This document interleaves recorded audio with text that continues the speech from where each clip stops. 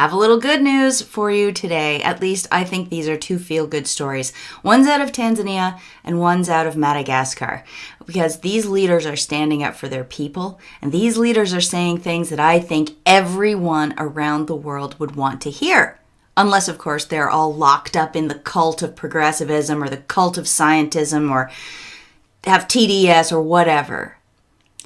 These two stories, for the rest of us, for the real people out there, are awesome. Okay, let's start with Tanzania and a clip of Dr. John Magufuli, president of Tanzania, talking about what he discovered when he tested the testers in his home country. He sent samples to the lab in Tanzania to be tested for COVID-19, and the results are kind of shocking.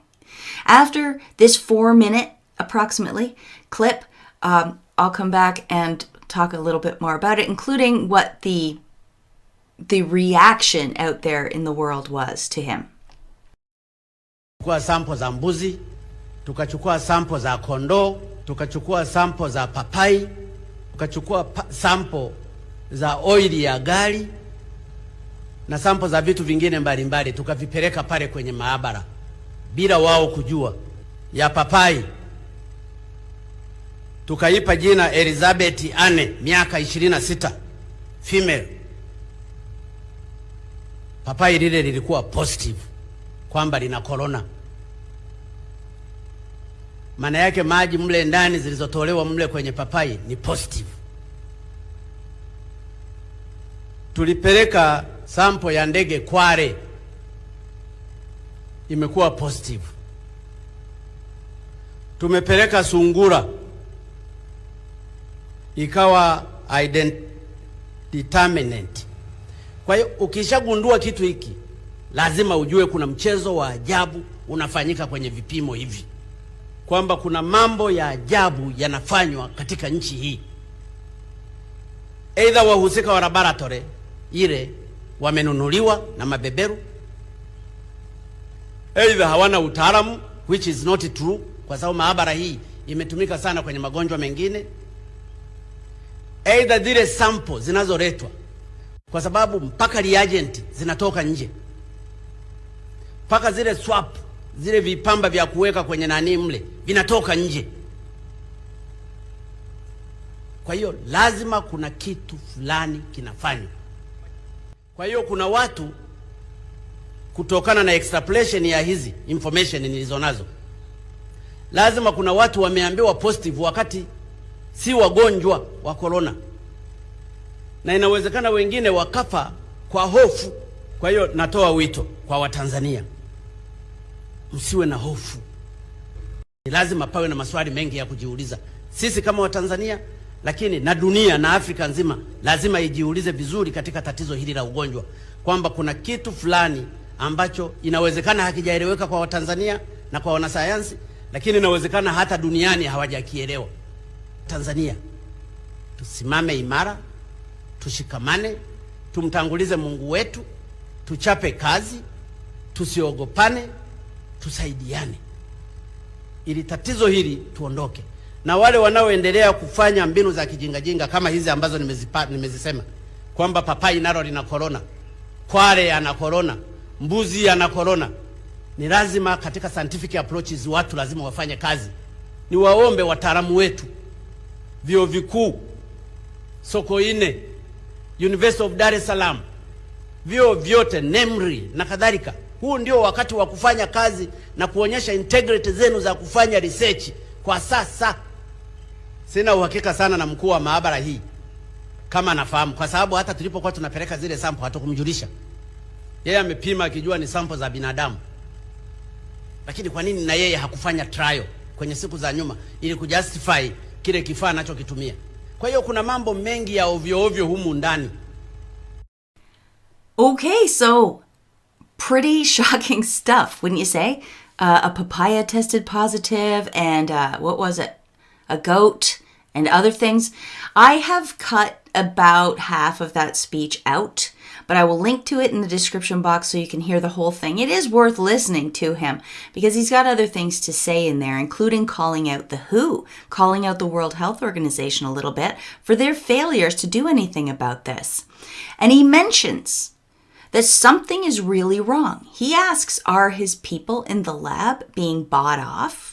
Perhaps, is there something wrong with the supplies, the reagents, the swabs that he is importing into his country to take to do the tests with?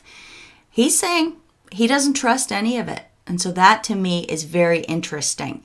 Now, the reaction out there in the world, of course, is not to say, wow, Tanzania found some really big problems with these tests that raise a lot of questions. No, what they did was, of course, a smear job on Magufuli. First, because he is a Christian and he talks about God quite a bit, as he did in that speech. That was another thing I loved.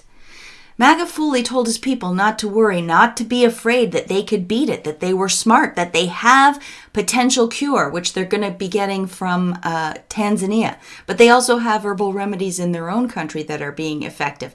He told them to come together and not to be defeatist. He said people that are getting diagnosed as positive might die of worry when really the tests don't even work. So I really like this man. I think he's very strong. I think he's very sensible. And it bothers me all the time to see good people like this be smeared in the paper. But that's basically what The Guardian does. Instead of addressing the flawed tests, they go after the man. They criticize him in a roundabout way for his religion. We all know that Christians in the West, the left half of the political spectrum is just triggered as soon as you mention anything to do with Christianity. So they go after his religion. They compare him to Trump, not just once, 3 times in one article. And they say that he's just modeling his response off of other populist leaders. Well, that has nothing to do with anything. Were the tests flawed or not? Guardian. The Guardian journalists, as usual, don't care at all. I think I'll leave that part there. Who cares what The Guardian really has to say, really, right? But I just want you to be aware that nobody is taking it seriously. And I wonder how many of you have even heard that story yet. All right, so Magufuli is intending on getting herbal remedies from neighboring Madagascar. So let's look at that story quickly. Madagascar launches miracle drink for coronavirus infection. By the way, YouTube censors, I should say, I am covering this story. I am not myself recommending any sort of treatment or cure for this virus. I don't know. And I am not a doctor, and I am not giving medical advice. I am covering a news story that happened in Madagascar. Okay? Thank you, YouTube censors. I don't know if that'll work. So this story, the president of Madagascar, his name is Andry Rajoelina, and he is coming onto the world stage saying that his country, he believes his country has found a cure for coronavirus. And the company is called COVID Organics. It is a natural herbal tea. And maybe you in the West have not even heard about it. They did have a segment on France 24 with the president. It was a fairly lengthy segment where they talked to him about this cure and about his opinions about the World Health Organization and all of that. It's very interesting. I will link to that in the description box, but in the meantime, I have cut out some sections for you to watch today.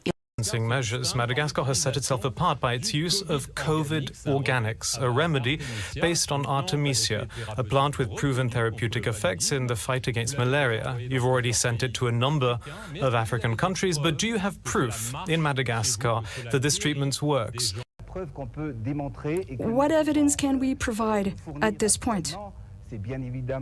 Well, our patients are healing. Out of 171 infections in Madagascar, as many as 105 have healed. That's a majority of COVID-19 patients who have healed. You mentioned evidence. What I can tell you is that the patients that have healed have taken no other product than COVID Organics. To summarize, we are seeing a clear improvement in the health of patients treated with this remedy called Tanzania CVR, and this only 24 hours after the remedy was first administered. The patients are found to heal 7 to 10 days after receiving the remedy. It is a natural remedy, a non-toxic and non-invasive remedy. Nevertheless, Mr. President, not everyone is convinced by the evidence that you're talking about. And it's not just anyone who's skeptical. The African Union, ECOWAS, and especially the WHO, the WHO's Africa office, have in the past few days repeatedly warned against the illusion of a miracle cure. Not only does the WHO have doubts as to the effectiveness of COVID Organics, but it is also worried about the possible side effects for those who take this tonic. Well, you are referring to Dr. Moetzi's warning against the use of COVID Organics. I have a question for you. Wasn't there another medication called Mediator that received all of the necessary marketing authorizations? My question for you is, how many people did Mediator kill? You're all familiar with the statement by Professors Bernard Debré and Philip Even. These professors introduced over 58 medications manufactured by prestigious laboratories. And according to them, not only do these drugs have zero healing effect, but they're also dangerous, if not lethal. These drugs have been and are being marketed in Africa, and I have never heard Dr. Moetzi or WHO issue statements banning the use of these drugs. This being said, we use a tonic, a decoction. In other words, we brew medicinal herbs in boiling water in order to extract the active ingredients. That's our traditional medicine. It is famous and recognized because it works. We are here. Questions abound, yes, but what is the problem with COVID Organics? Really? Could it be that this product comes from Africa? Could it be that it's not okay for a country like Madagascar, which is the 63rd country, poorest country in the world, that it's not okay for such a poor country to have come up with Tanzania that can help save the world? Remember, we are at war. But in this war cannot be won by military might or economic power. It is God who gave us these medicinal plants to help our country and help the rest of the world against this disease. He really knew what he was talking about, especially when he countered that guy's questions about side effects and testing. He made that comment about the French drug Mediator. Servier, the drug's manufacturer, is accused of deceiving users over the killer side effects of a drug later used to treat overweight diabetics. Evil. And they have the nerve to ask Andry Rajoelina with a straight face whether his herbal remedy tea is going to hurt people with its side effects. Rajoelina also mentioned these professors who came out, and this was in 2012. These top French medical specialists say half of the drugs sold in France are, quote, useless or bad for patients' health. The pair blame pressure from the pharmaceuticals industry for keeping superfluous drugs on the market at huge expense, and also having drugs that actually hurt people. They said about 5% of the drugs were actively harmful. So, yeah, I wonder how much longer this hypocrisy can last, especially if Madagascar's COVID-19 tea, what was it called? COVID organics, if it is effective. If it is effective, then they're going to have a hard time convincing everybody that big pharma's way to go is really the way to go. So I can see why these stories are getting kind of buried out there. You know, I really enjoyed listening to both men because they just talked like normal people, common sense people, to me, to my ears. They didn't have this polished, simpering, whining, progressive, talking point filled diatribe that they went on, like most of our, Trudeau certainly does, Macron, Merkel, Boris. They're all just reading scripts.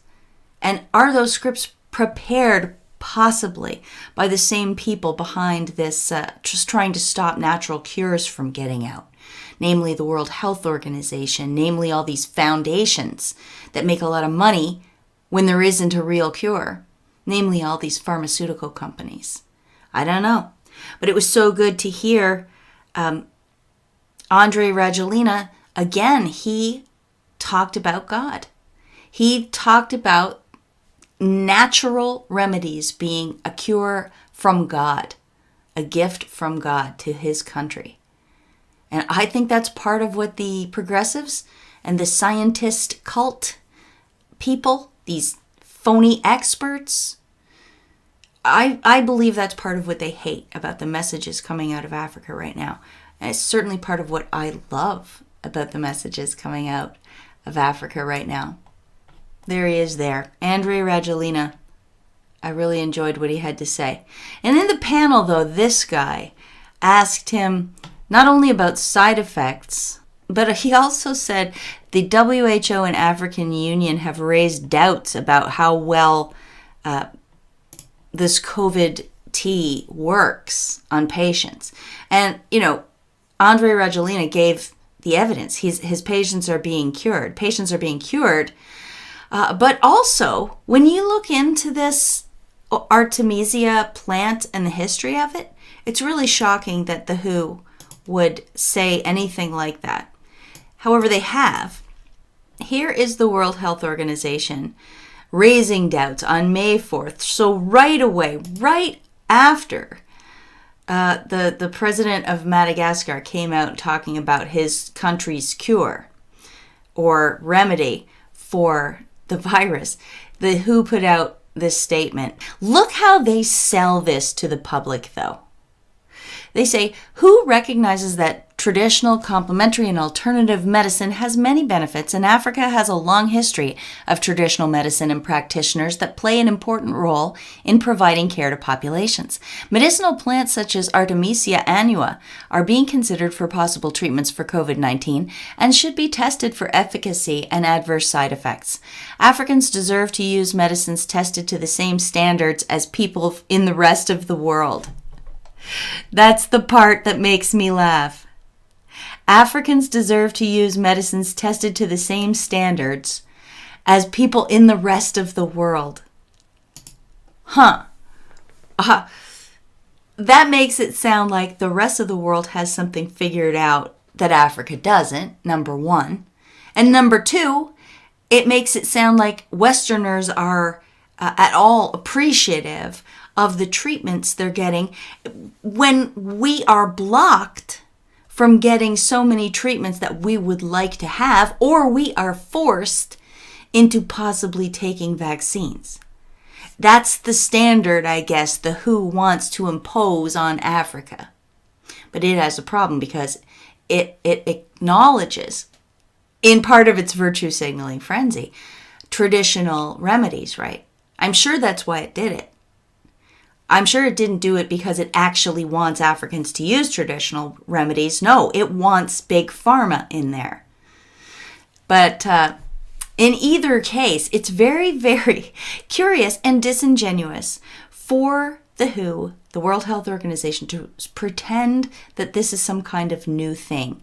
Because when you look up Artemisia, they've known about it since the 4th century.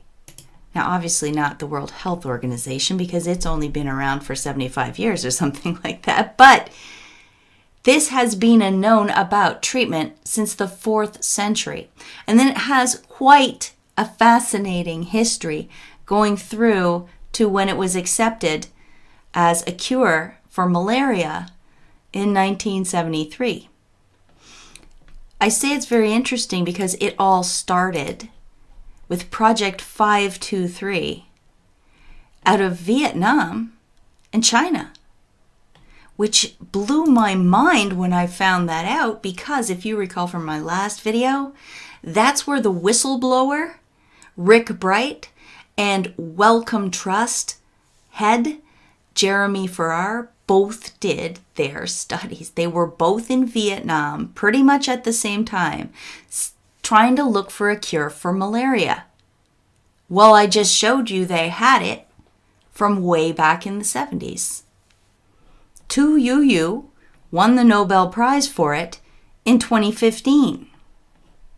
It's an interesting story, and there's more to it, but I'm going to leave this one here today because I want everyone to remember the two heroes, in my opinion, that are standing up for their people in Tanzania and Madagascar.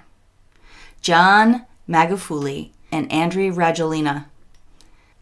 These guys are two of my new heroes. All right, everybody, I'm going to stop talking now. I hope you enjoyed this video. If you did, please leave me a thumbs up. Leave me a comment. I love to read your comments, as many as I can anyway. Subscribe if you haven't. And if you'd like to say thank you for the work that I've done so far, you can send me a tip to my PayPal. The address is in the description box. Also, I have a post office box which you can send snail mail to. No courier, please. It will not accept any courier. Just regular post. That address you can find on my website, amazingpolly.net, on the contact page. And I guess you could follow me on Twitter. You could subscribe to my backup video channel, which is over on BitChute. And I look forward to coming back again soon with something to say thank you for all the mail and emails and everything that you've given back to this channel. I want to do that for you very soon. So until next time, peace out.